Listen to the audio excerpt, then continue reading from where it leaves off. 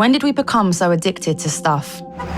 It's everywhere, taking over us, consuming us, leaving us wanting more, more, more. Just trying to keep up with stuff. Stuff clouding the mind, stuff crowding the planet, stuff making us anxious and feeling alone. Look, more stuff, flooded with stuff, bogged down with stuff.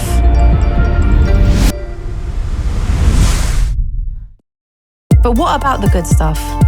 Like time with others, the giving back type of good stuff, the achieving the right balance stuff, the good stuff that makes you smile, the good stuff you'd forgotten about, the good stuff you didn't even know existed yet, the feel-good stuff, the do-good stuff, the exciting stuff, the fun stuff, the great outdoors stuff, the good stuff that's just too good to miss. 2030. Enjoy more of the good stuff.